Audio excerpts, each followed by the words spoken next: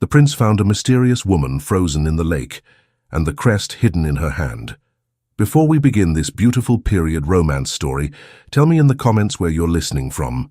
I love knowing where you're joining me from. The morning at Windsor held its breath. Frost drew its thin veil over the lawns. The trees wore glassy sleeves. The lake lay still as polished stone. Prince Edward walked to hear the quiet and let it steady him. Snow gave a soft crunch beneath his boots. His breath smoked the air like a prayer he did not say aloud. He did not seek company nor spectacle. He sought a stretch of time without counsel or pledge. He counted each pace to the far bend of the path. He knew the shape of every willow and the way morning light spread pale across the ice. That was why the dark shadow beneath the surface startled him. It did not belong. Not here. Not now. He stopped. The shape lay 10 paces from the bank, near the reeds, where wind never reached. It was the suggestion of a form, a curve, a fall of fabric caught and held. He looked once, twice, then he turned and called down the path, his voice even but urgent. "Ho there! You! Send for the pages, bring a plank, and blankets." A gardener heard him and bowed in alarm.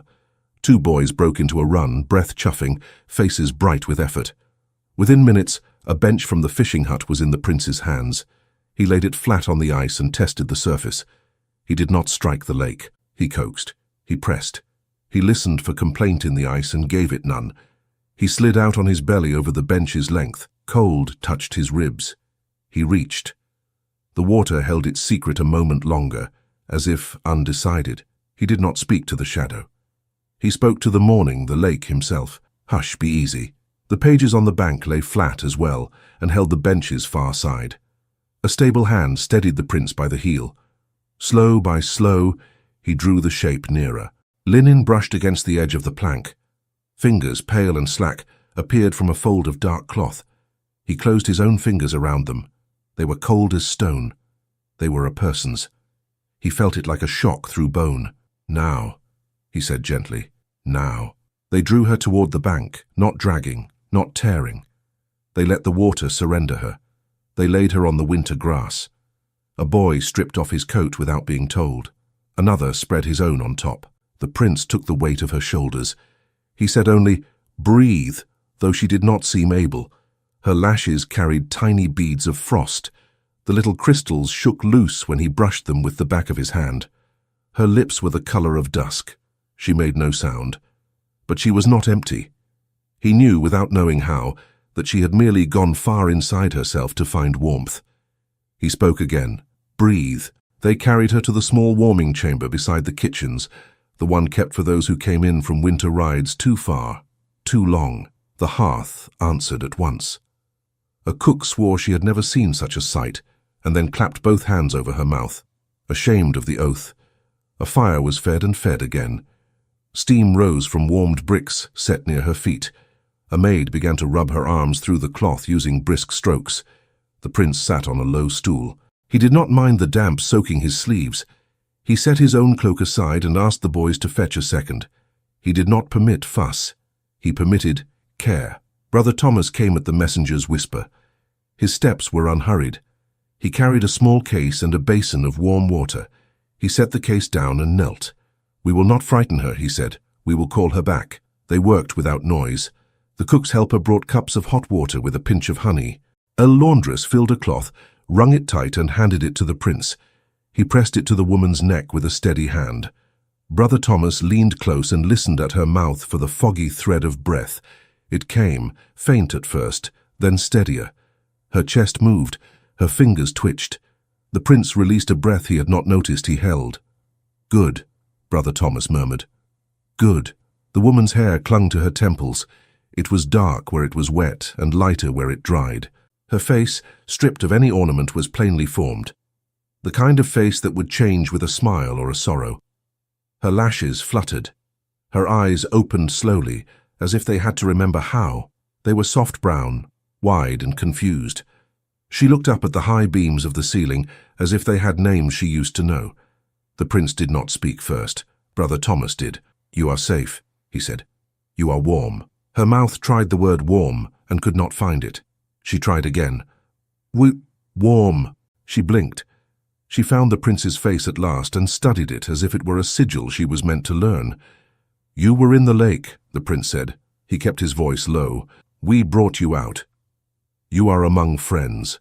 She parted her lips to answer and stopped. Her eyes moved behind their surface as though searching a shelf. She whispered the smallest sound. Brother Thomas lifted her left hand to rub warmth into it. The movement loosed the cloth that had stuck to her palm. The prince saw a faint shape there. Not dirt, not a bruise. A mark, curved and deliberate, as though made by a careful hand with a hot seal. The lines were old, not angry, yet they had a presence. The prince leaned closer, the better to see. Brother Thomas drew in a breath. He did not cry out. He bowed his head, then lifted it with calm authority. "That is no common mark." "What is it?" the cook whispered from the doorway, then made as if to leave when Brother Thomas turned to her. "Close the door," he said gently, "and tell the page at the threshold to admit no one without purpose." The kitchen woman obeyed. The room gathered in a little. The woman whose hand they studied watched them as one watches birds lift from a field. She might have said it did not concern her, yet the skin bearing the mark was her own. Brother Thomas traced the crest with the back of a finger, not quite touching. A crown with a split branch, 2 leaves, one pointed inward. "There is a star above, small, I have seen it in a book." The prince remembered a child's tale. He had been told in a kinder voice that not all stories held for grown men. Still, memory placed that little star. "Aveline." Brother Thomas inclined his head. "Yes." The woman on the edge of listening blinked. The name moved through her like a soft wind. Aveline. It was not a word she could fit into her mouth and claim, yet it tugged from behind the wall of things she could not see. Her fingers curled almost imperceptibly, as if trying to hold on to something that slipped like water. "What does it mean?" the prince asked, not to press, to confirm what he already guessed. "The House of Aveline," said Brother Thomas, "kept a book for the crown, not a prayer book, a ledger. It named promises made and kept, it named sums given and received. It was an oath. The keeper bore the crest, not on a ring, not on a banner, on the skin." The prince looked at the woman's palm. It seemed a gentle place to put such a weight. He looked back at her face and saw the tremor in her lips. "Can you tell us your name?" he asked. She tried again. She reached toward her own name, as toward a strand of thread in low light. Her mind gave her the shape of letters without their sound. She closed her eyes. The effort made a small furrow in her brow. "It will come," Brother Thomas said, not to soothe as to state. "Give it no fear." She opened her eyes to the prince. He did not look away. She saw in his gaze no triumph in having brought her back, only a steady patience as if he would stand by a door until the person inside could cross it. The door opened again, because information in a palace never sits quietly in one room. A steward's wife, carrying a tray, appeared and halted at the sight of the prince, then bobbed a curtsy so deep she nearly spilled the broth. Behind her, a narrow ribbon of corridor showed a drift of shadow. Voices did not enter, but one felt them gathering. The steward's wife set the tray down. "For her," she said, "with honey." "Thank you," the prince said. "Leave it." She obeyed, but her eyes slid to the woman's hand with a curiosity she could not hide. She crossed herself as if the room were a chapel. Then she slipped out. The voices in the corridor came no closer. They went the other way, and not by accident. Within an hour, the warming chamber held more attention than any room its size deserved. The prince knew it as one knows weather by the air's taste. He sighed, almost smiling without joy. "It is a palace," he said to the woman. "My apologies." She did not understand and did. She glanced at the door as if it was a future. The king's counsellor, Lord Wycliffe, arrived with the dignity of a man who never permits haste to compromise his dignity. He stood at the threshold, then entered with measured steps. He carried no raised voice. He brought order the way winter brings order, by pressing everything down. "Your Highness," he said to the prince, "I was told you asked for quiet. I see quiet is now rather full." "We have a guest who requires warmth," the prince said. Wycliffe's eyes moved to the woman, to Brother Thomas, to the basin, to the marked hand. His gaze returned to the prince. Of course, the right course. And in due time, the right questions. "Questions can wait until she can sit upright," Brother Thomas said. Wycliffe inclined his head in the cleric's direction with professional respect. "Certainly, But arrangements must be made. For the lady, for the Queen's peace, for the court's temper. He chose his words to be gentle and let them mean other things. The arrangements are these, the prince said. She is lodged near. She is attended. She is not made a spectacle. Wycliffe's lips moved as if he tasted a sweet stronger than he expected. And yet the mark, Brother Thomas, the mark, Brother Thomas answered, belongs to an old vow tied to the crown's own memory. It is not the devil's trick.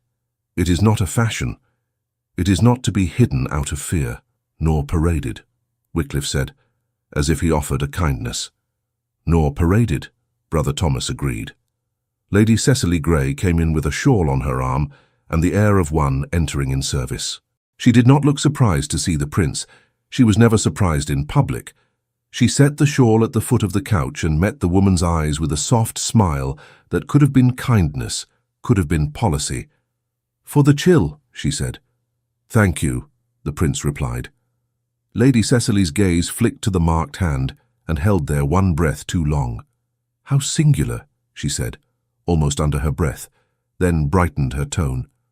"I will arrange for gloves. Every hand is better for them in January." The woman tried to make her lips answer with thanks. She managed a nod. Her body was returning by inches. Her mind came slower. The name she could not find sat just beyond her grasp, stubborn and necessary. Wycliffe addressed the room. "We shall have a hearing in the solar afternoon.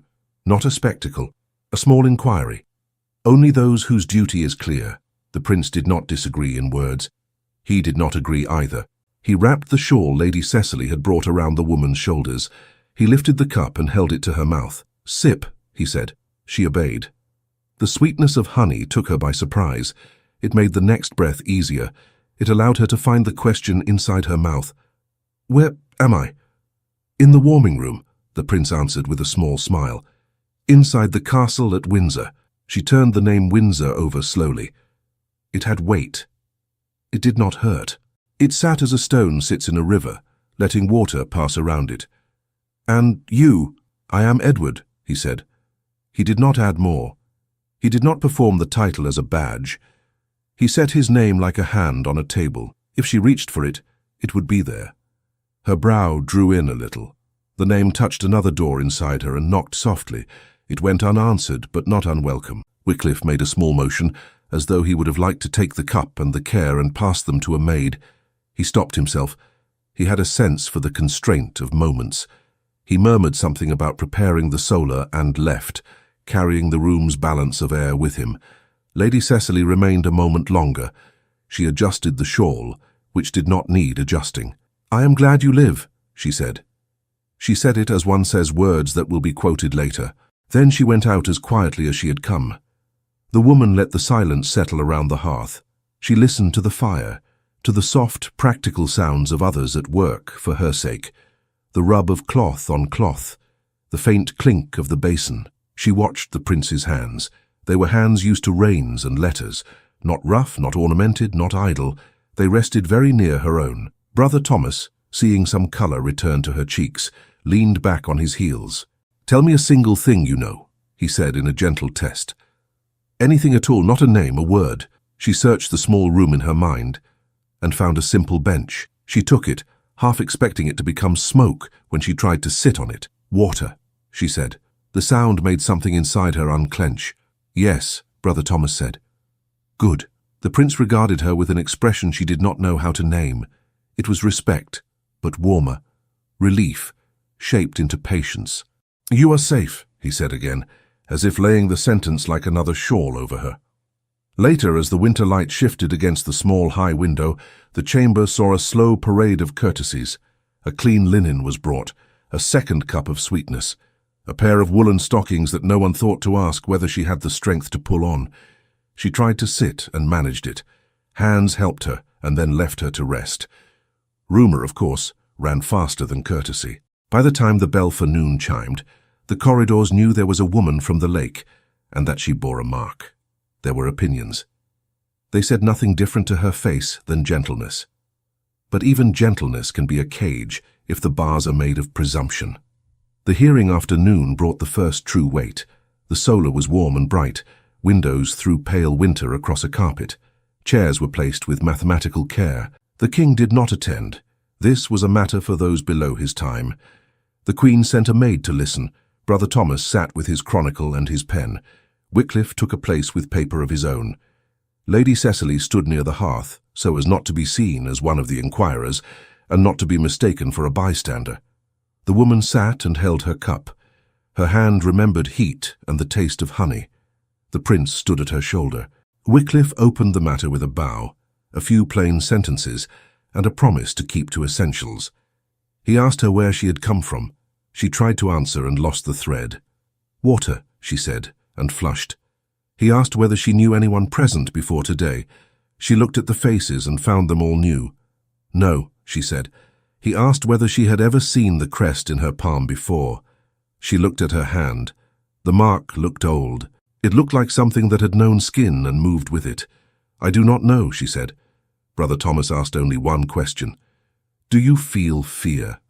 She surprised herself. "No," she said, and meant it. "Only the sense of a door I must open and cannot yet see," Lady Cecily murmured at the hearth. "A poet," she said softly. It was not unkind. Wycliffe proposed that for comfort and the comfort of the court, the lady might be lodged in a quiet place, where any trouble could not find her. The words sounded like care. They sounded also like distance. The prince said, "Here is a quiet place. Her trouble has already found her. We do not improve it by setting it down before others we do not trust." Wycliffe did not wince. He nodded. "There is also the matter of the mark. We must be sure it is what Brother Thomas names." Brother Thomas lifted his pen. "We cannot be more sure without seeing the book that bears its like. And yet I confess, I have never seen its like on living skin." Lady Cecily stepped forward with gloves. "In the meantime, this is modest and wise." The woman looked at the gloves. She thought how easily silk could dress a thing and make it vanish without ever moving it. She did not take them. She folded her hands together and let the shawl hide them. In the end, nothing was decided, which was in such rooms often the decision. The woman was to have a tower room near the infirmary. A maid would attend. Brother Thomas would record her hours and any memory that returned. The prince would be informed of changes. Wycliffe would ensure that news did not find a mouth larger than prudence. They rose. The prince offered his arm. She took it. A page opened the door. They passed between two bowing servants into the thin cool of the corridor. The castle recognized her now. Its air felt altered, as if a new spice had been placed in an old cupboard. She held herself still to keep from shaking. The room assigned to her was small and clean. The bed was turned down, the fire was already laid. A basket held a comb and a new bar of soap. The maid, a pale girl with kind hands, asked if she might unbraid the knots in the woman's hair. The woman assented because it seemed to please the maid. The prince hovered and did not. He gave the maid instructions and then checked himself, smiling at his own interference. He moved toward the door and halted. He looked back at the woman. He seemed to choose between two sentences and took the truer. "I will come," he said, "not as a judge, as myself." She did not understand what that meant for a man like him. She understood enough to feel less alone. "Thank you," she said. He bowed and left. Brother Thomas sat at a small table near the window and wrote quietly, on his own, the date and the hour and the names of those who had been present. He wrote a line about the absence of fear in the woman's eyes. He closed the book and rose. "Rest," he said. "Eat. Do not chase memory. It will come when it pleases." She lay down because her body insisted. The shawl held a faint scent of lavender, the kind used to keep moths from linens. It smelled like a life. She closed her eyes and saw the black underside of ice like a ceiling above her. She opened them and saw a beam. She closed them again. She drifted and jerked and drifted, like a boat hitting small waves. At last she slept. She did not sleep long. In sleep she stood in a place that knew her better than she knew herself. Stone, a wall not far from her face, a carved angel with an open palm, its eyes laid upon a seam in the stone, not at her. She reached for the seam with her left hand and felt a seat for the meat of her palm. It fit. She pressed. A click answered. She woke with her heart beating fast, as if she had run. The maid looked up from the hearth. "Forgive me," she said. "It's near evening." The light had fallen into a softer color. The cold in the room was no longer a bite. It was an influence. The woman sat very still. She looked down at her hem. A smear of pale dust lay there, the kind one might gather leaning against a chapel wall. Her fingers, when she touched them together, had the faint grit of stone on them. She rose slowly, more to see if she could than because she wished to go anywhere. The maid helped her pull the woolen stockings over her feet. The woman felt her toes tingle as if they were rejoicing. A knock at the door announced the prince before it admitted him. He entered with a parcel under his arm and a smile that had learned restraint at court, and now tested whether it might be allowed to be freer. He set the parcel on the stool by the fire. "Gloves," he said, and paused. "And bread. If the kitchen sent too little. They do that when they have too much to think about and do not know what to think first." She smiled for the first time. It was a small, cautious thing, but it came easily once she let it. "Thank you." He took the smile as one takes a gift and does not make a show of it. He moved toward the small table, then toward her, then checked himself again, as if he were still learning how to be in a room that was not entirely his to command. Brother Thomas, returning from a brief errand, entered after him and closed the door. "There is one more thing," Brother Thomas said. "I have been to the chapel. I looked in the old record. The crest is as we thought, Aveline, and the clause is as I remembered. The bearer of the crest is bound to the ledger, the crown is bound to the bearer, while the mark shall remain upon the skin." The woman did not know the ledger. She knew the word bound. It tugged at something deep and quick. The prince frowned in thought. "Bound to the bearer," he repeated. "That is language with teeth if one wishes to bite, or a hand's grasp if one wishes to hold." Brother Thomas nodded. "It is binding, not biting. The old law meant to protect truth, not to punish those who held it safe." The woman looked at her palm. The mark was faint in the low light. It did not look dangerous. It looked like a duty someone had placed in her hand and forgotten to fetch back. "May I?" the prince asked, with the cloth already in his hand. He spoke as one would speak before touching a book that might crack if roughly opened. She set her hand on the edge of the shawl. "Yes." He folded the cloth, dipped it into the warm water in the basin, wrung it until it steamed, and pressed it to her palm, gentle as if soothing a child. The heat soaked into her skin. For a heartbeat, she felt nothing but comfort. Then the lines under the cloth rose as if summoned. He lifted the edge to look. The crest deepened, as if ink awakened by heat, and a thin, bright bead of red welled along its smallest line at his touch. The cloth left her palm, and the faint line of red surprised everyone more than it alarmed them. It was not a wound to be feared. It was as if the mark had its own life, and had answered the touch with a whisper of blood, the way a lip answers air after a long hold. Brother Thomas pressed a clean strip of linen over it and spoke softly. "It is only heat and memory," he said. "The skin remembers more than the mind." The prince kept his hand steady. He did not flinch. He did not sniff at superstition, nor did he bow to it. He watched the mark deepen toward clarity, and then he looked at her face. She was not in pain, she was only very awake. "Enough for now," Brother Thomas said, and secured the bandage. "Keep it covered, let it be quiet." She nodded without understanding why the agreement felt like the first decision she had made, that was fully hers. There came a knock that did not wait for an answer. The door opened just wide enough to admit a chamberlain's whisper, and then closed again. "Wycliffe calls for the hearing, Your Highness. In the solar. He wishes it orderly and small." The prince stood. He glanced at Brother Thomas, and then at her. His eyes asked a question without words. "Are you strong enough?" She wanted to say no. She wanted a bed that would keep her as long as she needed. But the word no sat heavy and would not move. The word yes stood up straight. "I will go," she said. Her voice surprised her by not shaking. Brother Thomas helped her to sit fully and smoothed the shawl over her shoulders. The maid tied the bandage in a neat knot as if tying a ribbon on a parcel. The prince offered an arm. She took it. The warmth of another person's steadiness ran through her like a path laid down where there had been none. They walked slowly through corridors that smelled of beeswax and old linen. Tapestries watched, and the faces stitched into them seemed to hold a breath, the way the morning had held its.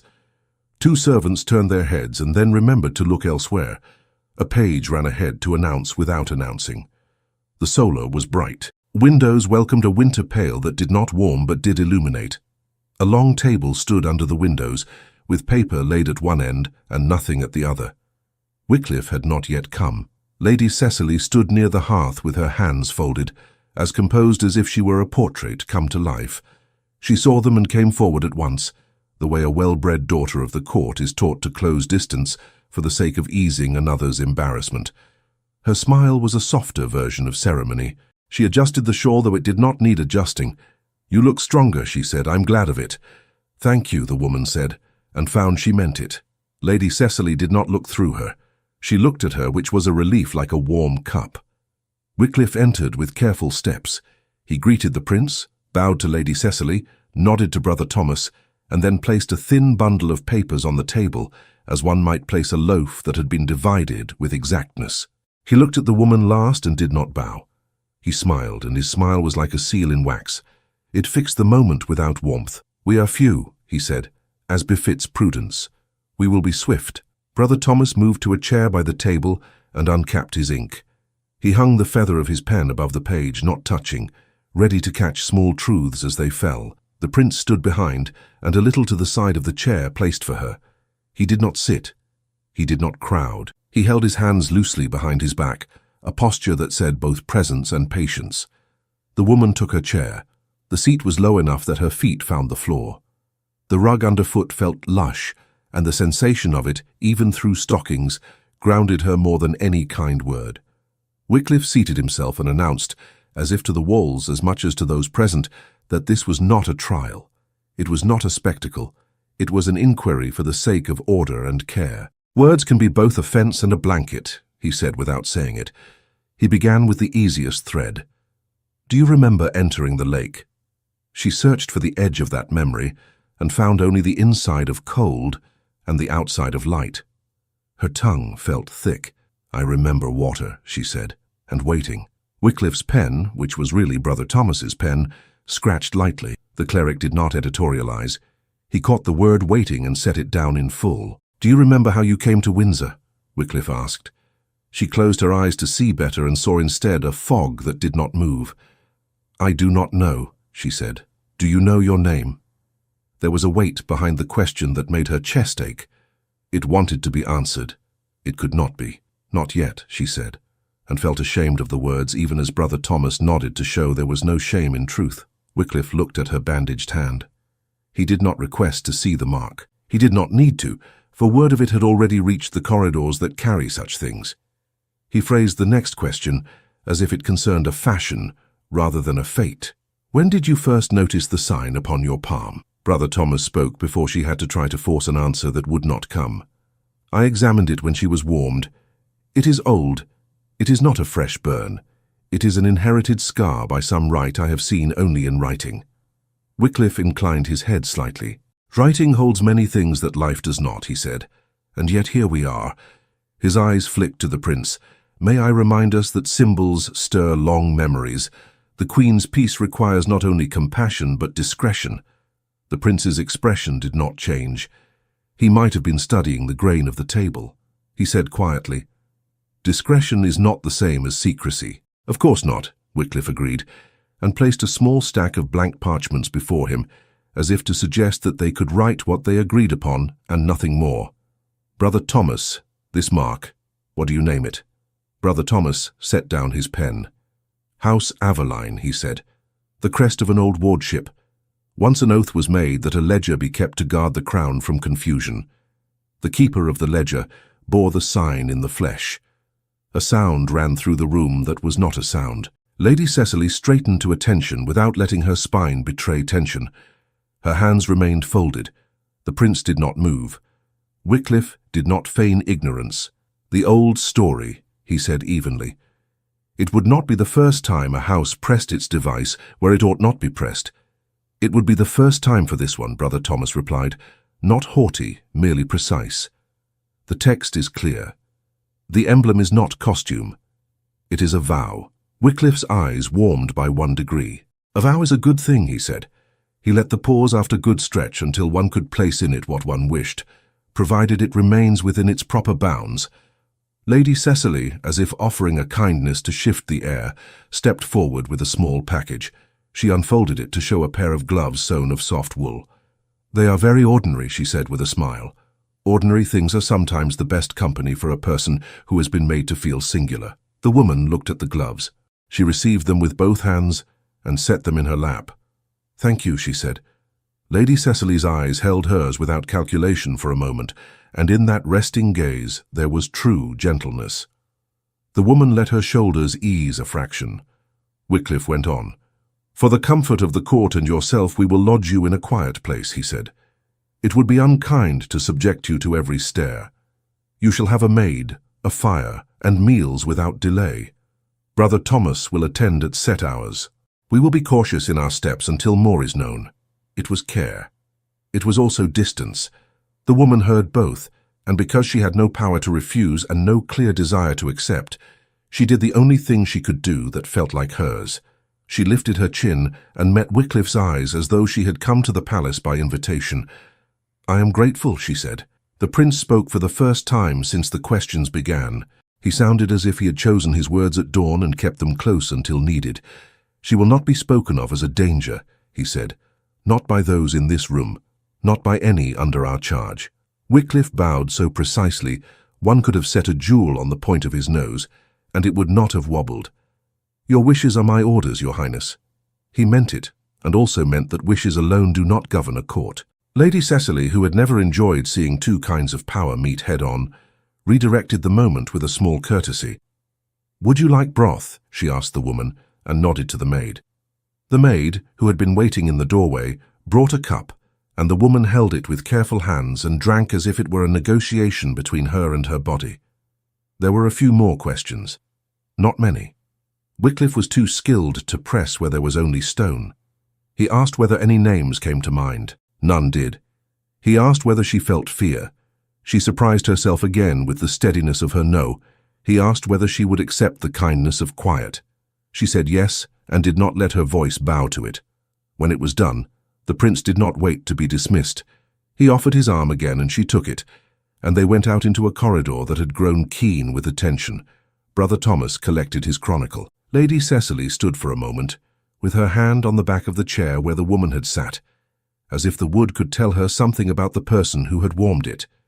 Then she followed, her pace thoughtful. The tower room was on the north side. It was not the coldest in winter, but it remembered winter even in summer. The fire laid in the grate burned readily. A small table stood near the window, and the window gave a view of the lake's face, which did not look like water from here. It looked like a mirror someone had forgotten to hang. The maid put down a folded gown and a comb. There was a basin for washing and a jug that did not leak.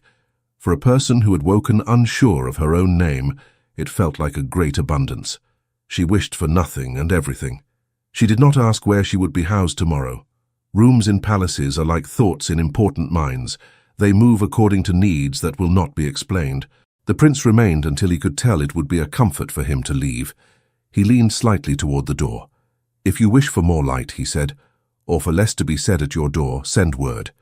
He lifted the small parcel he had brought earlier and set it on the stool. Bread. And there is a small sweet if hunger is not only practical.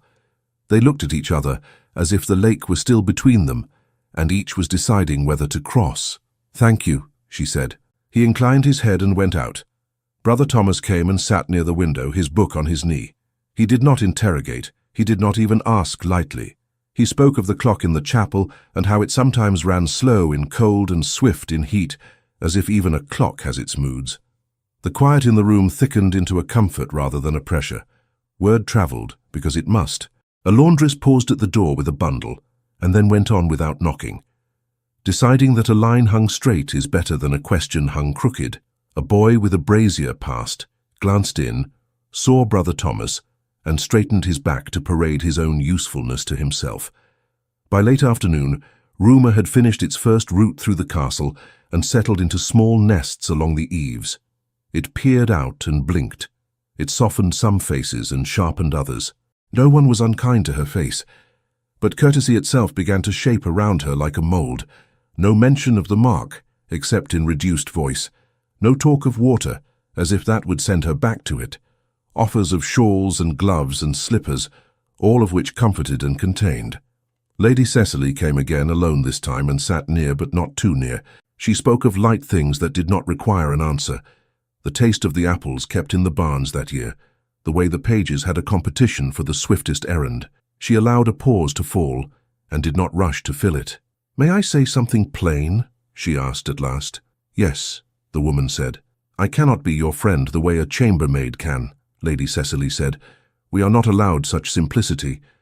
But if you find that people's kindness feels like a cage, you may say so to me. I know the shape of such cages." She smiled a little, and for a moment her poise peeled back to show a person underneath who had practice in not speaking too quickly of herself. "Thank you," the woman said, and realized she meant it more than she had expected. Evening lowered outside the window. The lake went from mirror to slate. Brother Thomas rose and went to chapel at chime, promising to return.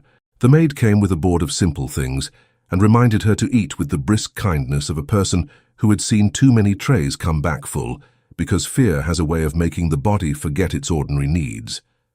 The woman ate a little. The sweetness tucked in the prince's parcel turned out to be sugared peel, and she let it sit on her tongue until it melted into a taste that made her remember nothing and yet made her cry. She slept again, not because she wanted to, but because a sleep without dreams drew her and she could not resist. Dreams came anyway. Stone, a carved angel, the sense of the seam, her left hand fitting where it belonged, a click that was not a door opening, but a confession answered. When she woke, the room was quiet enough to hear the crack of the fire. She sat, startled at the weight of the dream.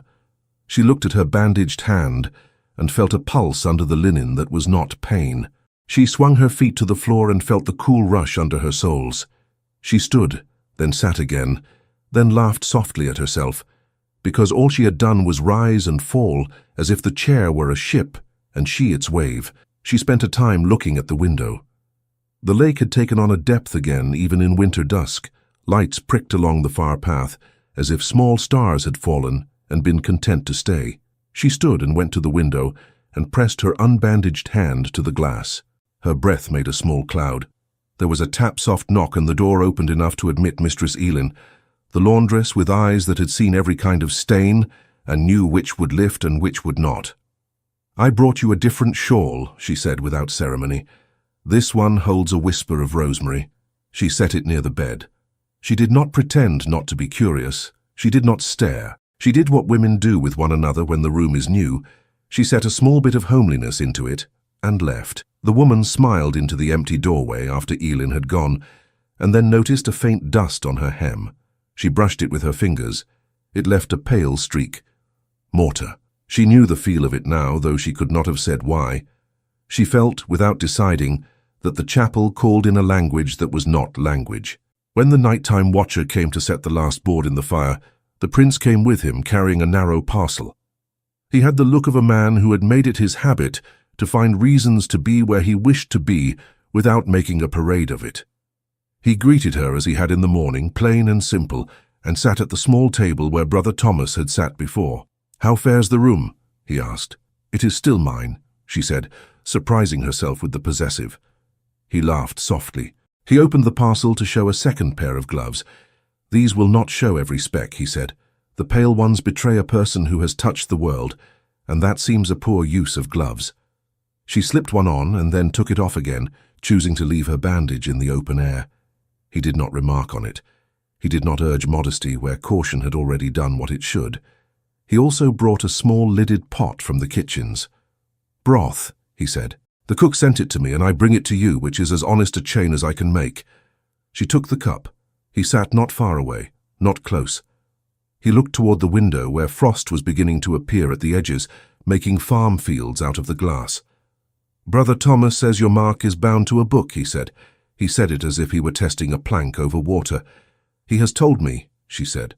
"I remember the story from when I was a boy," he went on, and there was a smile in his voice that did not reach his mouth. It was told to frighten and to comfort, depending on the teller. It said that once, when words were used to confuse rather than clarify, a house was charged to keep a ledger that spoke plain. That if ever the crown forgot its own accounts, a hand would arrive with the memory written in it. It is a strange thing to be told at 5. And at 20, she asked softly. At 20 it is stranger, he said, because you may find your hand empty at the very moment you are asked to hold something heavy. She looked at him.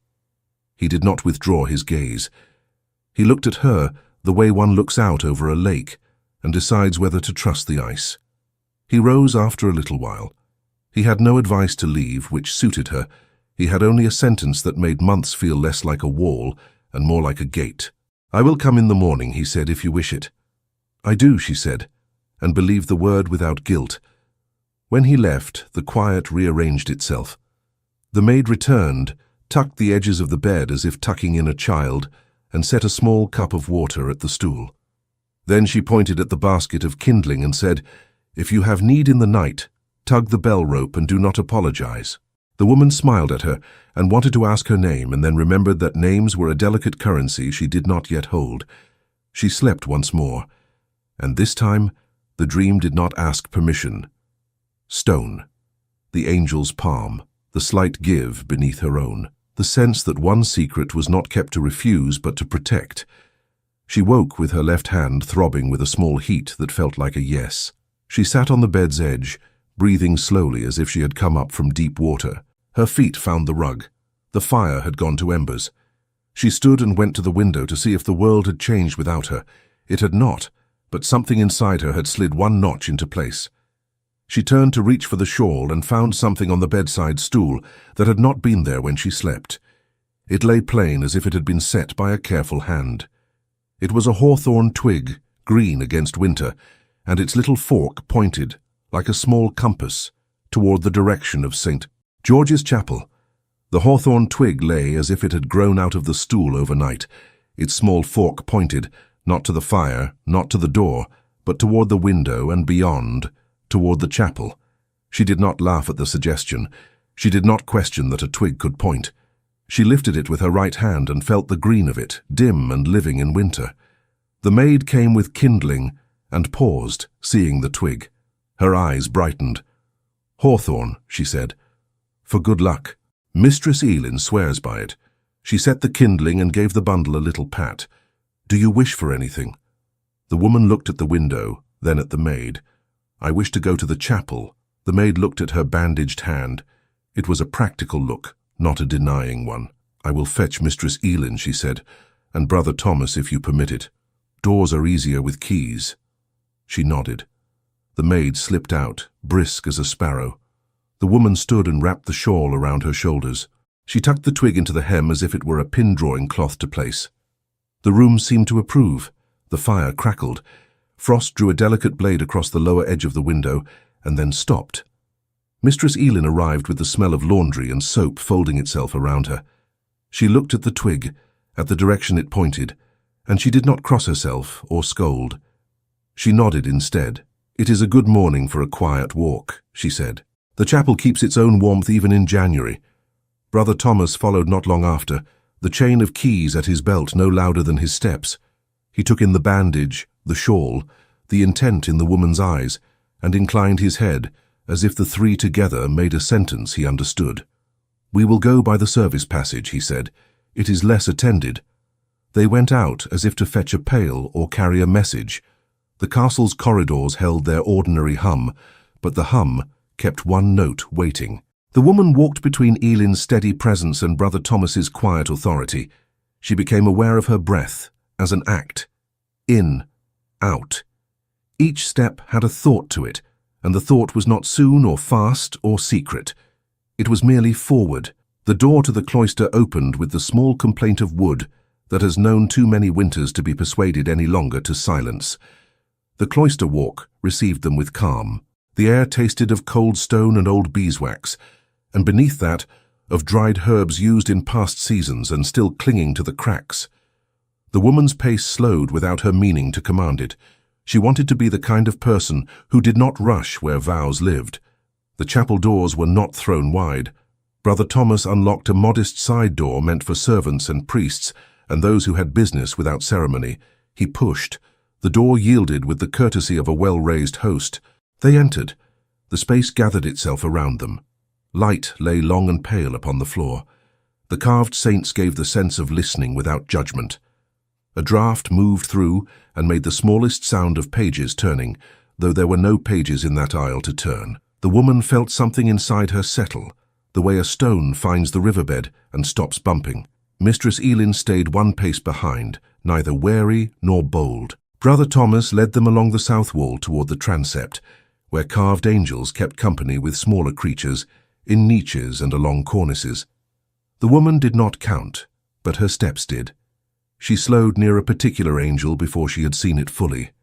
Her heart beat 2 notes quickly, and then found its ordinary courage.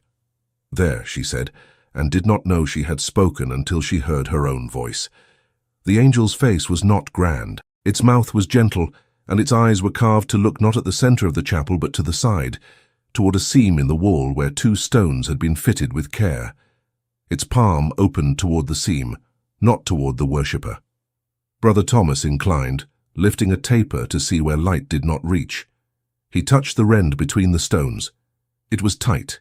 He stepped back. He looked at the woman's bandage and then at her. "Shall we try?" he asked, with a question that was more permission than instruction. She untied the knot herself. The bandage fell into Mistress Elin's cupped hand, ready to be set back the moment it was needed. The woman lifted her left hand. The mark on her palm lay quiet and warm. It did not throb now, it seemed to breathe under the skin. She placed her palm against the stone's cool. At first the contact felt unremarkable, like resting one thing on another. Then a small truth arrived. The stone had a seat for her hand. A shallow oval worn just enough to say that other hands had pressed here before hers, not yesterday, not last year, but once. The meat of her palm found the oval. Her fingers fell into place. The crest met the chill and did not reject it. She pressed, not hard. Something answered with a little sigh, as if relieved to be remembered. There was the tiniest click, not a latch thrown. A promise kept. The seam softened. A narrow panel released with the reluctance of a person who has been asked to rise too early on a cold morning. The panel slid. Behind it, a small cavity stared out like a patient eye. Within, a thing lay wrapped in waxed linen, edges darkened with age, to a deep honey color. Brother Thomas exhaled as a man breathes before he pronounces a blessing. "Gently," he said. Mistress Elin did not reach. She held the bandage and only that, and with her other hand she steadied the edge of the panel, as if letting a door lean against a hip so it would not swing closed on its own. The woman withdrew her hand, the crest cool now, and the absence of her touch did not shut the panel. Brother Thomas drew the parcel out with his long fingers, careful as if delivering a sleeping child. They set it on the bench along the wall. Brother Thomas unfolded the waxed linen. Inside lay a volume bound in leather that had been handled with respect. A small emblem had been pressed into the cover at some long ago time, a crown with a split branch and a star. The emblem echoed the image in the woman's skin. Around the binding knots the wax seals still held, their impressions intact, the string firm. Brother Thomas looked, then looked again. His face altered from study to certainty. "This is the ledger," he whispered. "The old countersign is here. The king's sages used this seal in the reign of the grandfather." He crossed himself not out of superstition, but in recognition of continuity. The woman watched his hands. The ledger did not frighten her. She felt toward it the way one feels toward a letter addressed in a hand one half remembers. It was not hers, and yet it called her use. "Shall we open it?" Mistress Elin asked, her voice low, as if speaking in a new baby's room. Brother Thomas hesitated only long enough to be sure they stood in a stillness that could receive what would be seen. "We must," he said, "if only to confirm it for the sake of the crown." He warmed one seal with his breath and the small heat of the taper. He did not break it as a conqueror breaks. He eased it. The wax gave way like winter earth under a steady thaw. He unwound the cord and lifted the cover.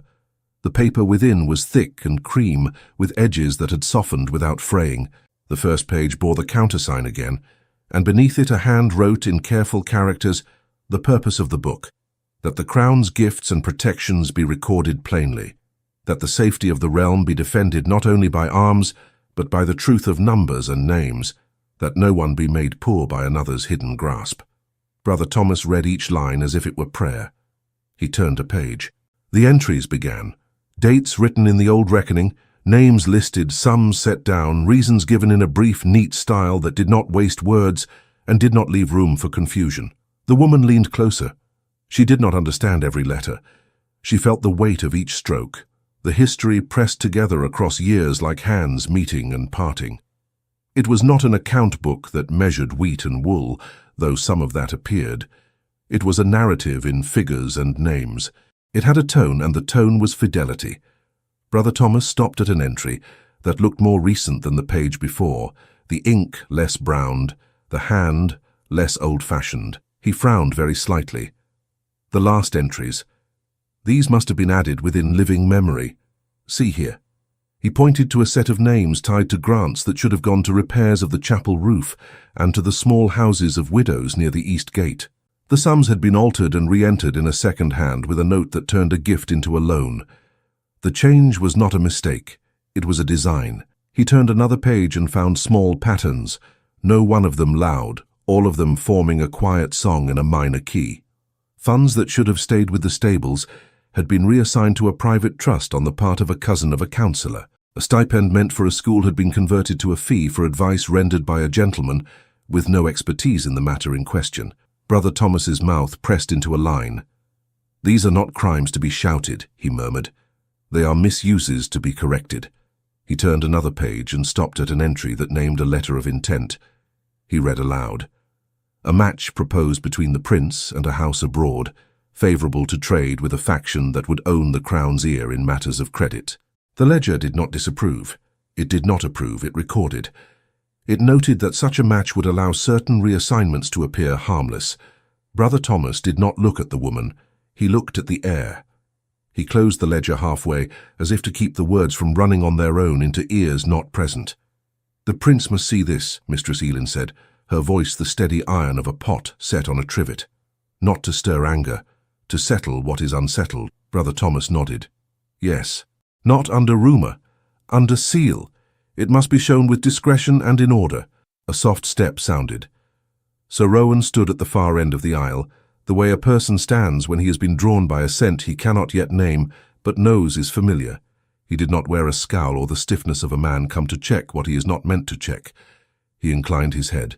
"Forgive me," he said.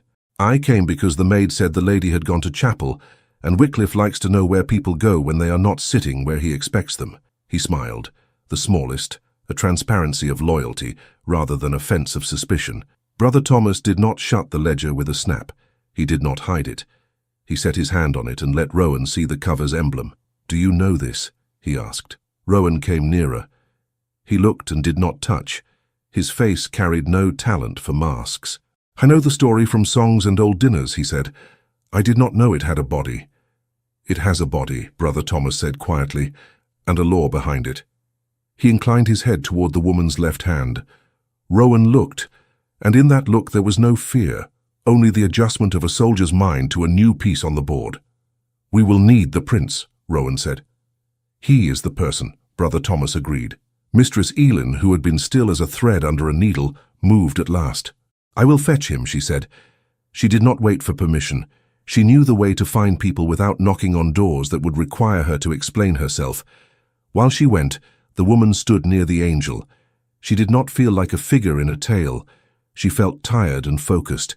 She pressed her fingers together and then relaxed them. The crest lay warm and quiet. She reached out and let her fingertips touch the carved fold of the angel's robe, as if to say thank you to the stone for remembering. Prince Edward arrived without running, and without making the sound of a man who has hurried. He looked at the woman first, then at Brother Thomas, then at the ledger, then at Rowan. He placed himself by the bench and did not sit. He put his palm on the edge of the wood as if placing a claim not on the book, but on the moment. "Tell me," he said. Brother Thomas did not dramatize. He laid out what they had seen. He spoke the words ledger, wardship, countersign, entries, alterations. He read the line about the proposed match without glancing at the prince. He read the note that tied the match to a broader plan about credits and counsel. He did not say betrayal. He said design. The prince listened. His face did not do the things faces do when men are trying to control them. He did not blush. He did not grow pale. He fixed attention, and let the information sit where it landed. At the end, he asked only one question. Is this entire book what it says it is? Brother Thomas held the ledger with both hands like a liturgy. It is, he said, and it is not a weapon, it is a mirror. The prince's mouth moved with the beginning of something like a half-smile that did not reach joy.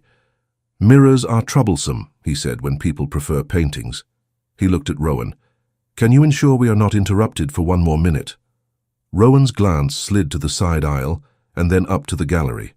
He had learned to read movement where movement hoped not to be seen. He said softly, We have already been noticed enough to need speed, not secrecy. The woman found herself speaking without knowing she would. It should go back, she said. It should be where it belongs until it is called for. Brother Thomas nodded with relief toward prudence that matched his own. Yes, hidden is not lost, he said.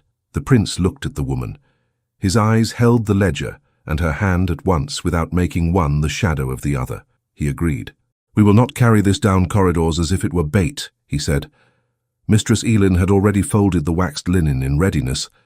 Brother Thomas closed the ledger with gentle precision, wound the cord, warmed the wax, and pressed the seal against it with his ring to encourage the old impression to hold as if it had never been disturbed.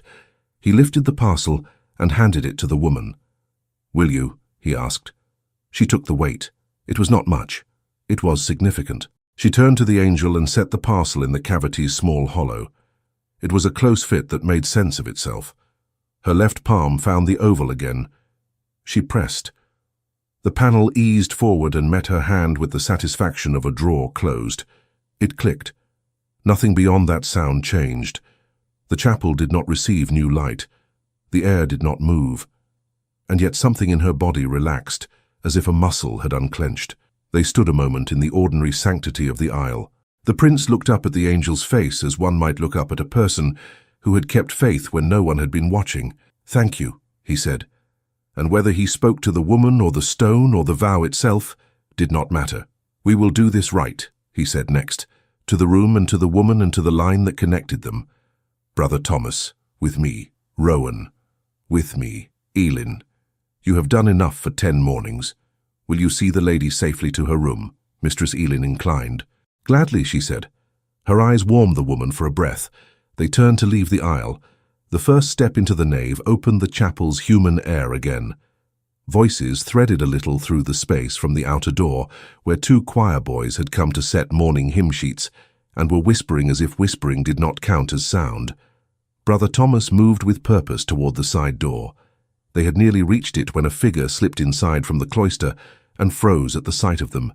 It was the steward who kept the keys to the vestry, and also to the little cabinet where spiced wine was kept for high feast days. He made a face that looked like a smile, but hid more calculation than warmth. Pardon, he said. I was told there had been activity here, and that I should make a note for Lord Wycliffe. Rowan stepped forward, not barring, simply filling an opening that did not need to be wide. He nodded with courtesy. A note may be made, he said, when there is more to write than the words someone told me there was activity. The steward's eyes flicked to the woman, and then to the panel near the angel, and then back to Rowan's chest, with something like a shrug in them. Of course, he murmured. They passed him. He did not follow, but he did not need to. Word would go without his feet. Mistress Elin led the woman toward the cloister door. The cold of the passage met them with a kindness that felt like a cloth laid on a hot brow. The woman breathed and counted the breaths because numbers soothed. 1, 2, 3. A vow is older than a rumor, she told herself. She did not know whose voice had taught her that, but she believed it. As they stepped back into the corridor that led toward the service stair, a boy of 12 in the livery of the outer court burst toward them with great importance and a concentration on his own knees that kept him from tripping. He carried a parchment that was as long as his forearm and as official as his breathless pride. He spied the prince and lifted the roll with an arm made stiff by the weight of the seal that hung from it. For you, he said, tugging at the bow that held the parchment closed. He forgot his plan to address the prince by all his proper names and contented himself with breath and a grin that showed a gap where a tooth had been and now grew back. The prince broke the bow with a quiet neatness. The seal impressed into the wax faced him. It was the king's. He unrolled the page enough to read, and then passed it to Brother Thomas, who took it and read with the care of a man not accustomed to speed, unless speed would prevent folly. His lips moved along the lines. He swallowed. The boy rocked on his heels, eager to be told that he had done his errand well, and that someone would note it in a book that would someday be read back to him at a feast when he had grown, and his nimble knees had turned to steady ones. He did not get his praise aloud, but he got it in the prince's brief glance of thanks that would stand, remembered in the boy's chest for a year. The prince looked at the woman, at Elin, at Rowan, at Brother Thomas, and then back at the parchment, as if confirming that the letters had said what he already knew they had to say. He exhaled. Brother Thomas met his eye and nodded once. A parchment had arrived with the king's seal, an immediate summons to the great hall for inquiry at Prime, and the final line tightened like a knot.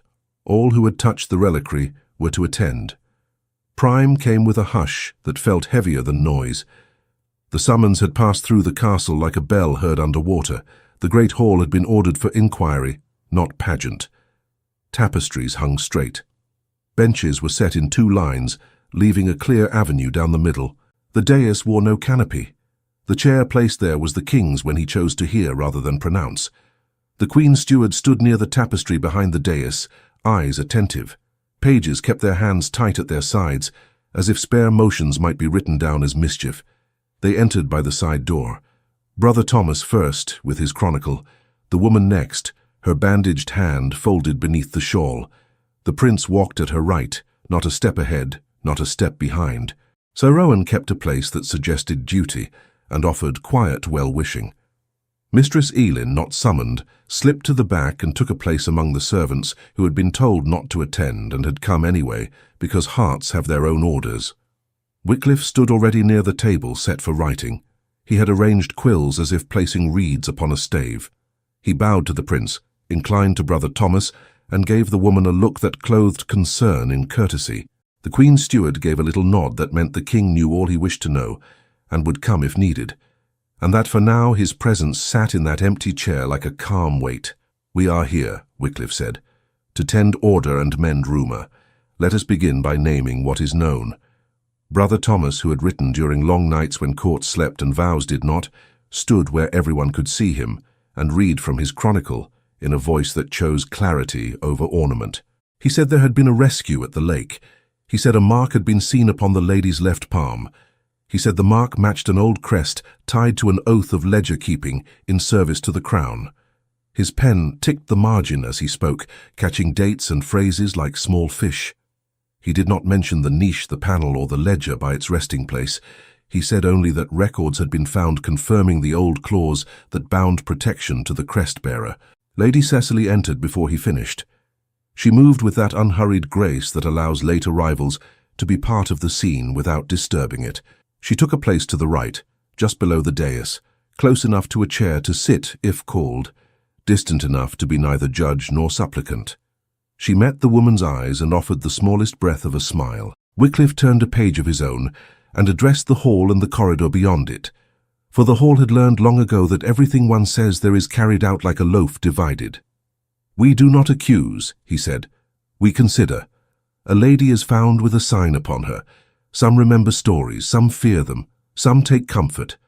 I propose we place our feet on solid ground, names, law, witness." He gestured to Brother Thomas for the passage. The cleric lifted a folded page, written in a scribal hand that did not swerve. He read, "The bearer of the crest of Aveline, marked in the palm by ancient right, is bound to the service of keeping the crown's ledger plain. While the sign remains upon the skin, the bearer is to have sanctuary under the king's protection." He paused and let the words settle.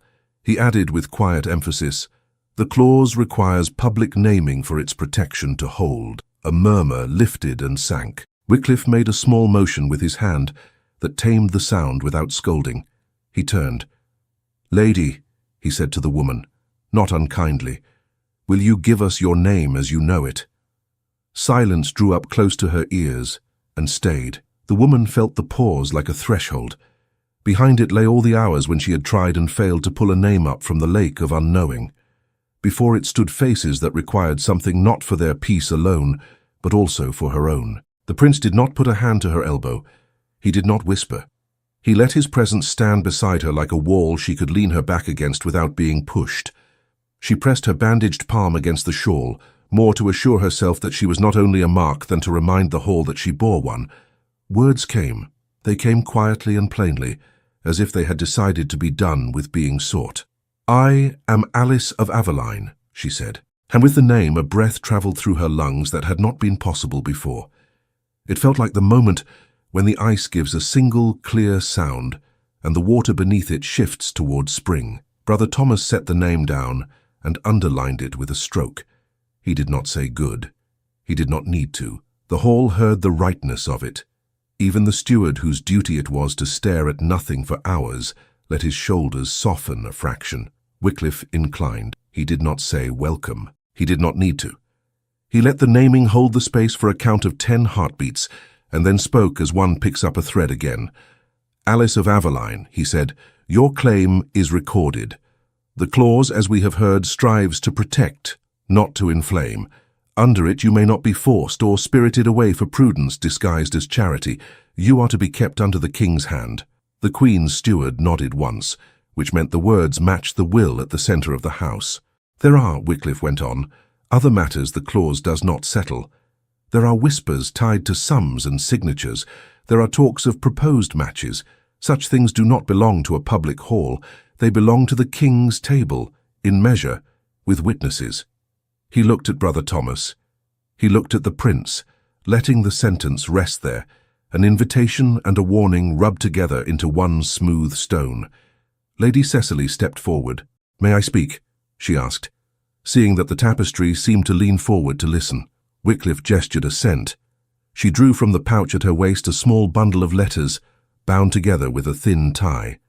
The paper had the feel of words meant to be persuasive, without appearing to be. "I have received these in recent months," she said, her voice even. "They carry various hands of counsel. They propose that a match for the prince would be well made abroad, and that with it, certain arrangements would be easier to dress in respectable cloth." She did not name misdeeds. She did not point at anyone.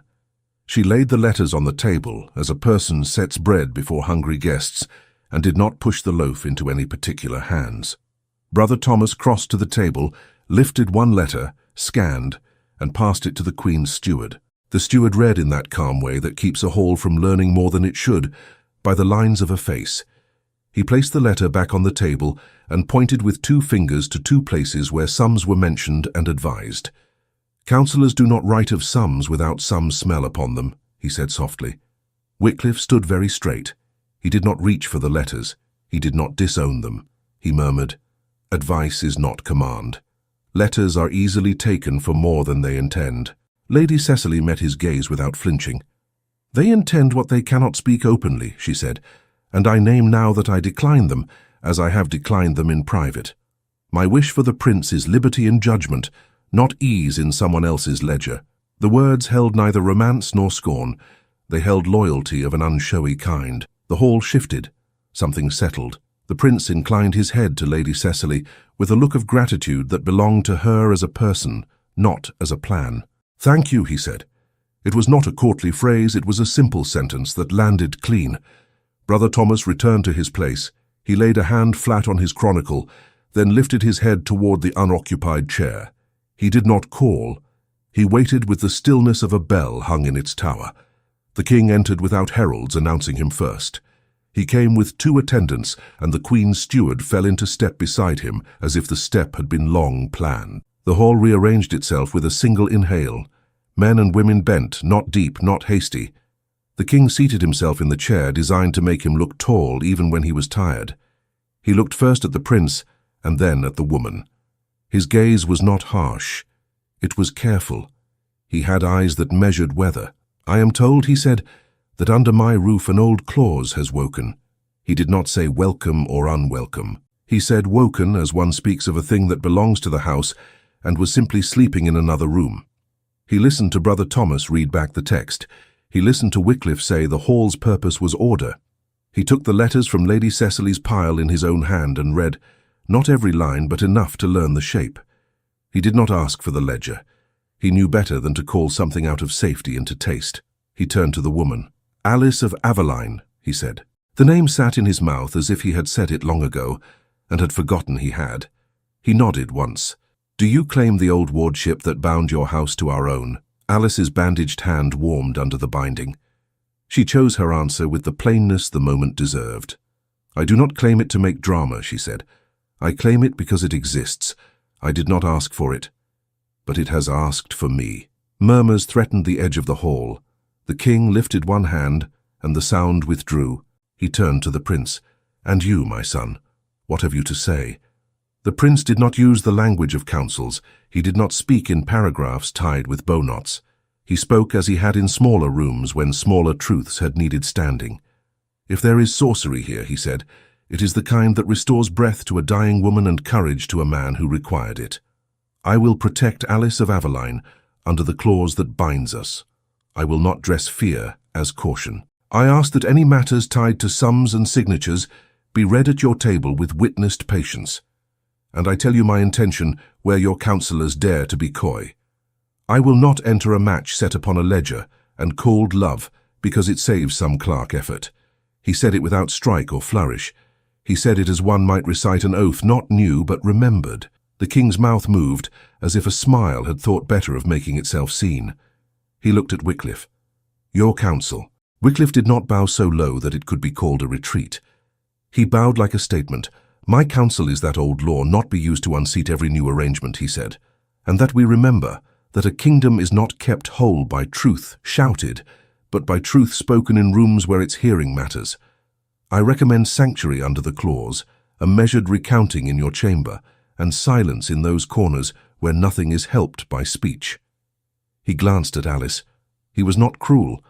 He was not kind. He was what he had practiced being for years, a man who placed stones in streams to shape a current, not to dam it completely.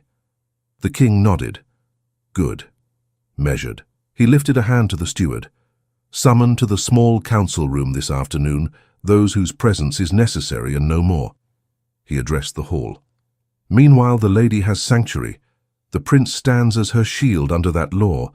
No one will offer her removal to any place but those she chooses. As for matches," he paused, and a ripple of humor that was not unfeeling ran the length of the room, "my son will not have his hand assigned by the convenience of anyone's arithmetic." A breath moved through the hall that sounded like relief without singing it. The king rose. He stepped down 2 steps and stood at the edge of the avenue between the benches. He looked at Alice as if he wished to say a word that was not proper to say with a hall watching, and found an equivalent. "You did not choose the ice," he said, "nor do you need to apologize for surviving it." She bowed her head in acknowledgement, not abasement. "Thank you," she said. The words felt like stones set in the right place in a garden path. The king withdrew without further ceremony. The hall exhaled. It did not break into talk, it loosened its collars. Lady Cecily came forward again. "May I return your gloves?" Alice asked her in a small whisper, half-smile attached. "They are too fine for me." "Keep them," Lady Cecily said. "Let them be ordinary with use." She put a hand lightly on Alice's arm the way a sister might, then took it away before the touch could be weighed and passed along to other ears as a currency. She lifted her chin toward the prince with an expression that said clearly and without sting, "I have done what I could, and you are free." Brother Thomas closed his chronicle with a gentle thud that sounded like completion without finality. He looked at Wycliffe and said, not ungraciously, "I trust you will bring to the king's table the other texts that will help make sense of what we saw. We lack no patience." Wycliffe's mouth accepted the load. He inclined his head. "I will bring what is needed." He did not volunteer particulars. He did not grant that his own hand might appear in any ledger's margins. He did not need to. Silence has its own small pride. Sir Rowan stepped to the prince's side. He looked less like a guard than a man whose easiness regained itself when honesty had its say. He asked Alice, low-voiced so that the hall did not make a theatre of it, "Would you wish to walk in the cloister before you return to your room? The sun finds it for 1 short hour even in winter." Alice looked at the prince. His answering look asked nothing of her except her preference. She nodded. "I would." They left the hall not as a procession, but as people who had finished a necessary thing and would now take small air into their lungs. Mistress Elin fell in 2 paces behind. her face alive with satisfaction she would not talk about, because it was not for her to claim a role. The Queen's steward made a mark on a small slate and sent a boy to the kitchens with a message that hot broth was to be sent to the North Tower room, not because the king had commanded it by name, but because he would have if he had thought of it. The cloister welcomed them. Snow lay in the square of the garth like a quiet folded cloth. The sun, brief and pale, struck the far wall and made the stone look almost warm. Rowan walked ahead and then fell back, and then let them go before him, a pattern he had practiced until it felt like second nature. Alice set her hand upon the cold railing and let the sensation ground her. The prince walked at her side. He did not fill the space with comfort. He did not ask whether she was afraid. He said, "We will bring the ledger to the table properly. Not today, soon. Brother Thomas will carry it, and you will sit with me." She nodded. The thought did not frighten her, even though she could not have said a week ago that she would ever wish to sit anywhere under scrutiny again. She looked at the prince's hands and said, "I am grateful you spoke without lace this morning." He smiled with one side of his mouth. "I have had lessons in lace," he said. "I am better at linen." His eyes softened. "When you spoke your name, it felt as if someone lifted a weight I did not know I had been carrying in my shoulders." They walked the length of the cloister and back. Brother Thomas joined them at the far end, his fingers warmed by the pulse of a small hand warmer hidden in his sleeve. He said quietly to Alice, "There will be questions. Some will be fair. Some will be curious in ways that are not helpful. You may answer as you please. Silence is allowed. So is laughter if it finds you." Laughter seemed far, and yet not impossible. She touched the bandage through the shawl. She found she could imagine dimly a day when the skin would have healed flat and the crest would be there without soreness. She thought she could live with that. Lady Cecily came to the cloister's entry and paused, not to intrude, but to place a small parting in the flow of the day. She addressed Alice with candor that carried no need to impress. "I have refused what others asked of me," she said. "I do not think this surprises you. If there is a talk I can silence for your sake with 2 words that would cost me nothing, send for me and take those words. I have many. I am tired of keeping them just for ceremony." Alice looked at her, not as a rival, not as a benefactor, but simply as a woman who had the habit of choosing with care. "Thank you," she said, and took the sentence as one keeps a pin that will be useful on another day. The sun withdrew. The cloister cooled without turning unkind. The prince turned toward the passage that would take them back into the corridors. He said to Alice as they walked, "Tomorrow, I will ask Brother Thomas to sit with us and mend my understanding where it tears, and I will ask you to tell me anything that comes to you, whether it seems large or small." He stopped, choosing care. "And I will ask you something else. Do not let anyone reduce you to your mark, not even me." She met his gaze and answered as if she were laying a piece of wood in a hearth with careful hands, "I will not." It was a promise without strain. They returned to the north side where the wind spoke through the stone in a low, agreeable voice. In her room the fire had been made up. The broth had arrived. The maid had left a sprig of rosemary on the sill, as if to say that kitchens know things long before halls do. Mistress Elin tucked a blanket at the foot of the bed, and then made to leave, satisfied. Brother Thomas sat and wrote a line about public naming and sanctuary granted. He wrote nothing about thunder, because there had been none. He wrote a word that he would read back to himself later and find right. The word was prepared. The prince stood in the doorway, as if the threshold itself was something to be used with honor. He said nothing grand. He said, "Rest. We will go on." The winter day thinned itself to evening in the window beyond his shoulder. The lake held its quiet. The house held its breath, and then let it out, not as a sigh, not as an omen, but as the ordinary exhale of a place that has chosen for a time to be kind. Dawn arrived without trumpets. It came as a pale comfort along the corridor stones and laid a quiet hand on the windows. The small council room had been made ready with a single long table, chairs that did not demand hierarchy, and a brazier that gave heat without show. The king entered in a cloak he could have worn to stable or chapel.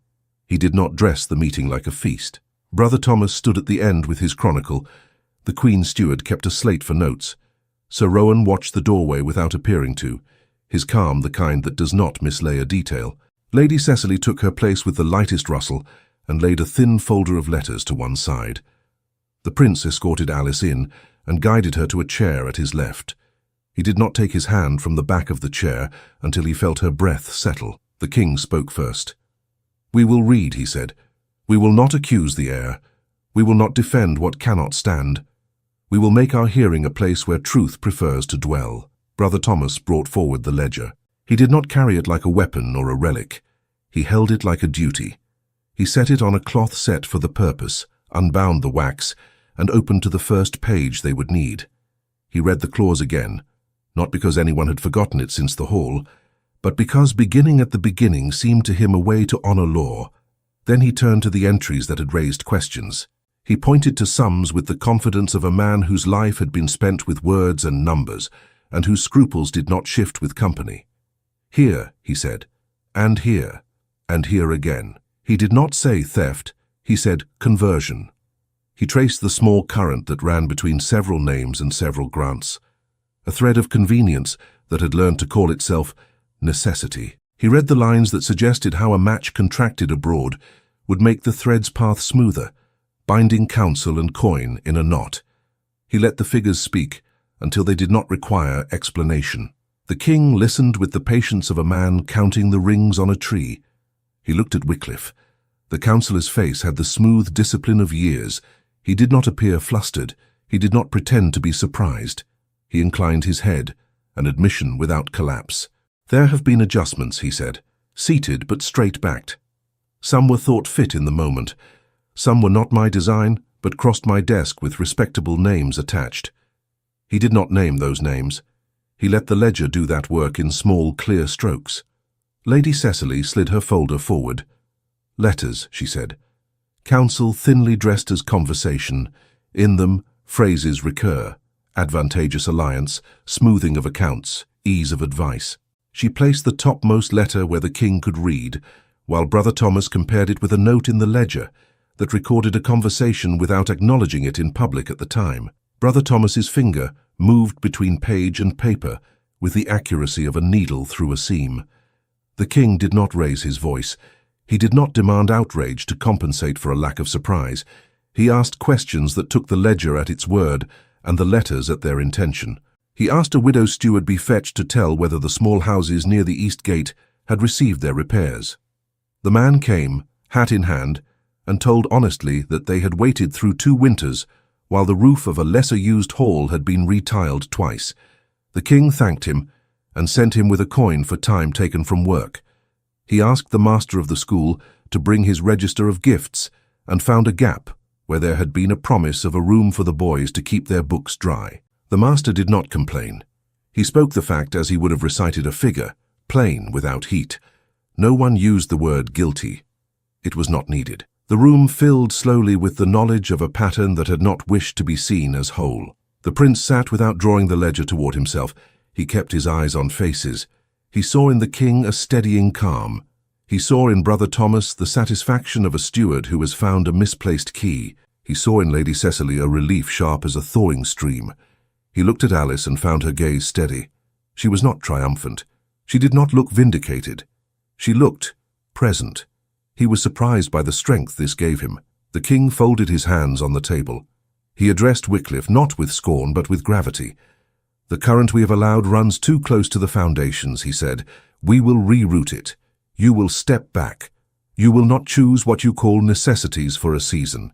You will give me before sundown a list of each change you governed with your name, and you will carry the correction of those you did not argue as you should have." The sentence did not sound like exile. It sounded like the right bench for a man whose hands had moved in the wrong basket too often. Wycliffe bowed. He showed neither relief nor injury. He accepted the change as a person accepts weather. "I will obey," he said. It was not contrition. It was consent. The king turned to his steward. "These houses," he said, "these small roofs, this schoolroom, they will be mended and built before lambing and not after. If we must delay the replastering of a wall that holds only tapestries, so be it." The steward's slate took the orders as if it had been carved for them. Rowan shifted only enough to recognize that what needed guarding now was not a book on a bench, but a new current in the house.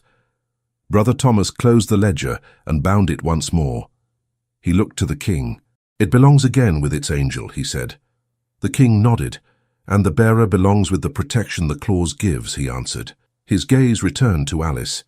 He did not ask her anything else that day that required her to open doors she did not yet know how to name. Instead, he spoke like a man concluding a meal with a blessing, rather than a pronouncement.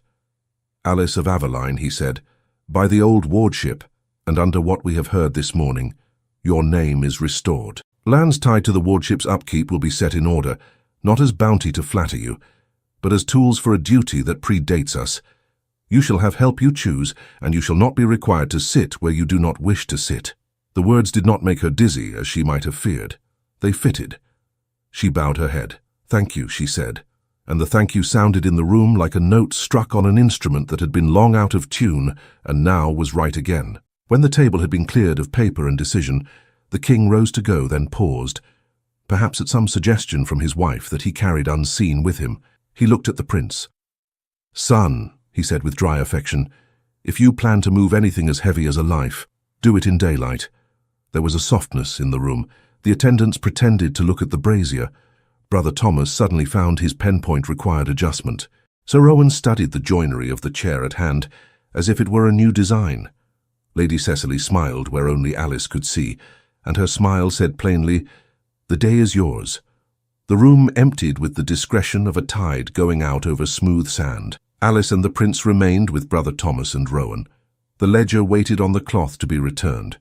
The prince crossed to Alice, and for a breath he simply stood, as if measuring the distance between them, not in feet, but in days. He did not kneel at once. He did what he had made himself practice these past days. He asked permission as if the moment belonged to both of them. "Will you walk to the chapel?" he said. "There is a thing I wish to say in the place where our trouble became our clarity." She rose. "Yes," she said. The word felt both small and large, the way a key feels in a palm. They carried the ledger back in the careful procession the moment deserved, not so slow as to draw eyes, not so fast as to suggest fear. Brother Thomas moved at a pace that kept reverence from becoming stiffness. Rowan walked 2 paces ahead, neither an announcement nor a guard. Mistress Elin, catching sight of them from the wash-house door, put down her basket and followed at a distance. She understood the weight of clean things and wished to be near it. The chapel received them. The light was different now, slanted and more golden for the brief hour when even winter indulges brightness. The angel's gaze seemed the same and not the same, in the way faithful things look changed when the heart looking at them has altered. Alice stepped to the niche without being told. She lifted her left hand. The bandage was gone. The skin had taken on the calm that comes when soreness has decided it has no more use. The crest lay as a form, a belonging, not a bruise. She pressed her palm to the hollow. The panel gave as before. Brother Thomas set the ledger in.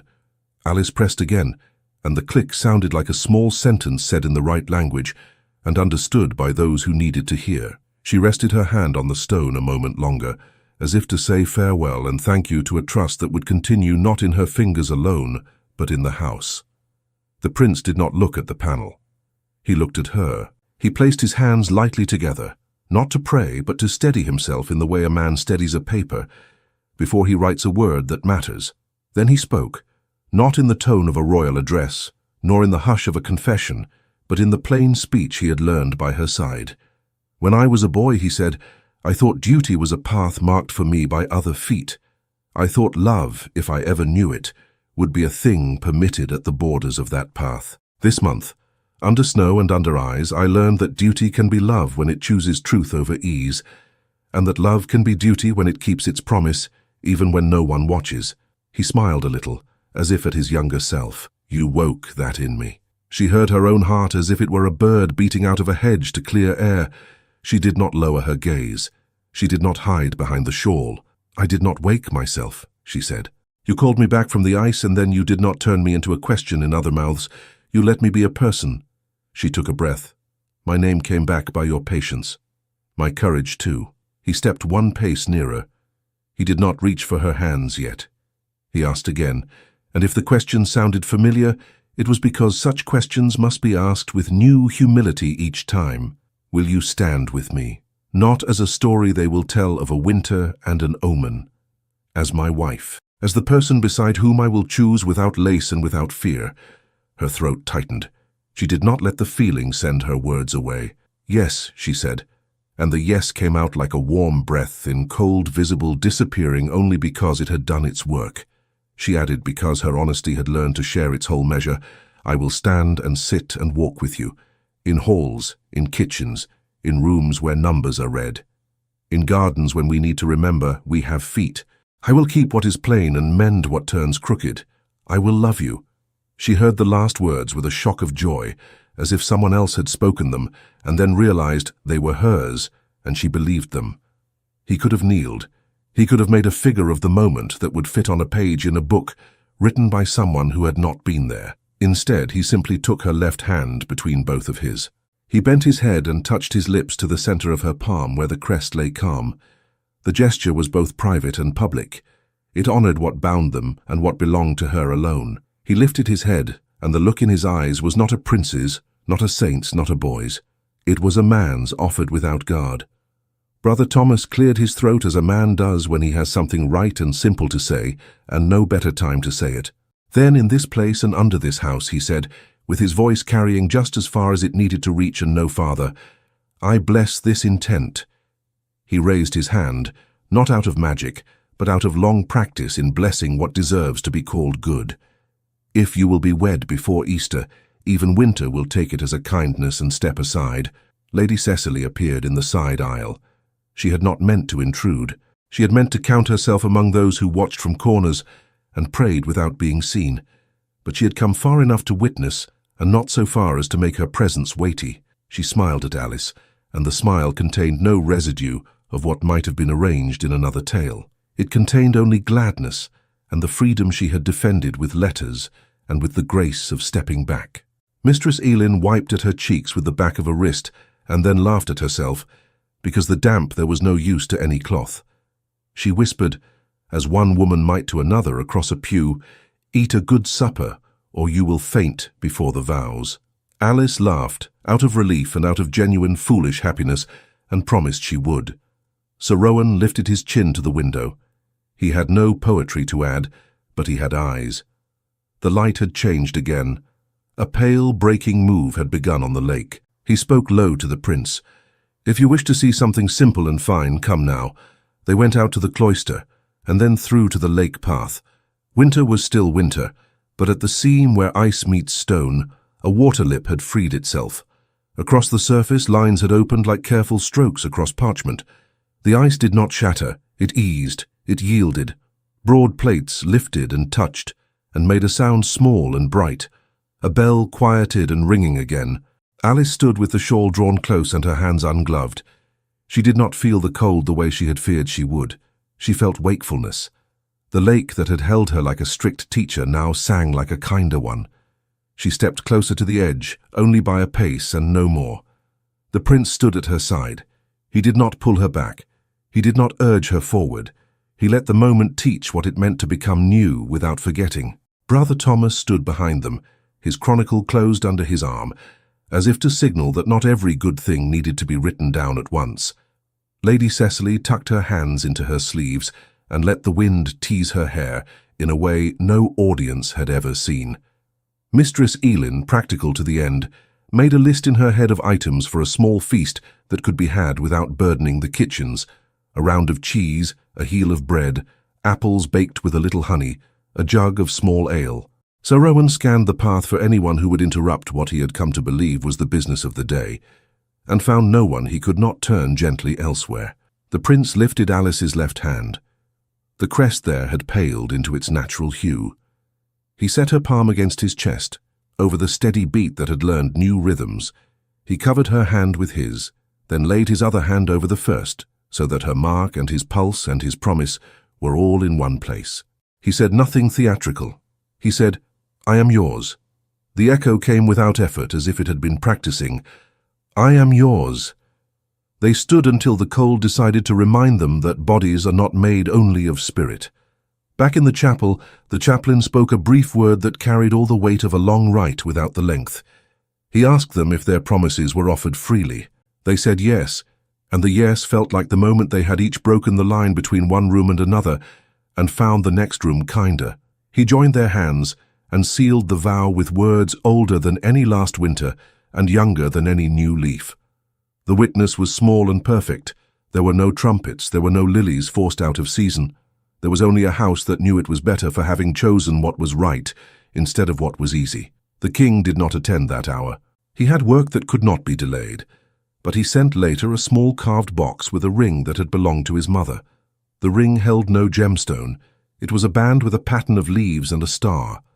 When Alice slipped it over her finger, the mark in her palm seemed to find an answering shape in the metal.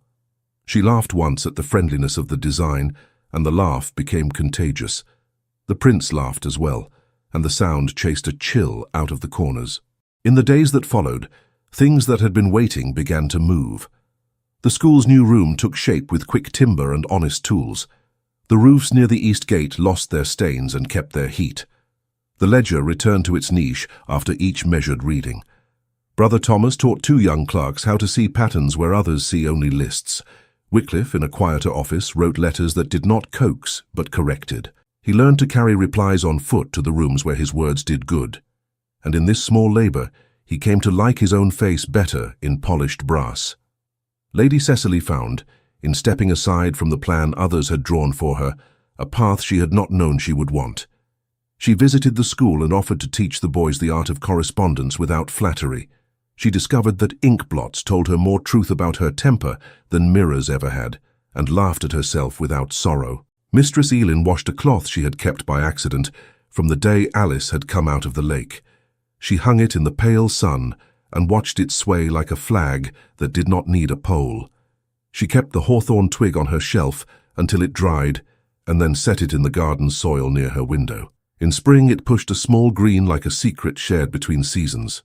Sir Rowan walked the path by the lake and found that his shoulders had dropped some notch he had not realized they had held in readiness for years.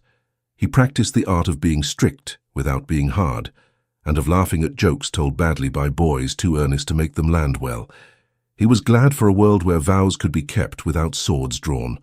The Prince and Alice made a habit of ordinary rooms. They ate at the corner of a long table rather than the head, more often than not, because corners make good places for true talk and allow elbows to rest. They read the ledger together when it was brought out, not every page each day, but enough to keep their promise to care for what had been entrusted. They learned the rhythms of each other's quiet. They learned that love can be a look passed across a room while someone else speaks, and the knowledge that the look will be there again when silence returns. One evening, as winter loosened its authority and ceded ground to a chill that did not bite, Alice stood with her hand on the chapel stone, the way a person thanks a doorframe on stepping through. The prince came and stood close. He did not ask what she was thinking. She told him anyway. "When I woke, I thought I was a problem," she said. "Then I thought I was a mark, then a key, then a trial to be held, and after that a clause." She smiled. "Now I think I am a person with a name, and a wife, and a steward of a trust. There is room in me for all of it." He did not answer with a speech. He touched the edge of her jaw with his knuckles and let his eyes say the rest. They walked out to the path again. The lake was almost free. Plates of ice drifted and chimed, as if someone far off were playing small bells. Children at the far end, allowed at last to run near the water under a watchful woman's eye, shrieked with delight and were shushed and shrieked again with the particular joy of being shushed kindly. The air tasted like thaw. It smelled faintly of wet earth, the kind that will soon accept seeds. Alice lifted her left palm and held it to the light. The crest lay there like a story told that no longer needed to be argued, only lived. She set her hand on the prince's chest again and felt his steady heart. She said, as if giving a blessing to a day that had given so many to her, "We are home. Thank you so much for listening to this story all the way to the end. We hope it moved you as much as it moved us while telling it. We'd love to hear your thoughts. Leave us a comment telling us where you're listening from and what you liked the most. Rate this story from 0 to 10. What score would you give it? If you enjoyed this story, don't forget to subscribe to the channel and leave a like as a show of support. That really motivates us to keep creating and sharing more stories full of emotion and life lessons. And before we go, we want to remind you that an exciting and heartwarming story recommendation will appear on the final screen. If you'd like to enjoy it, just click on the video.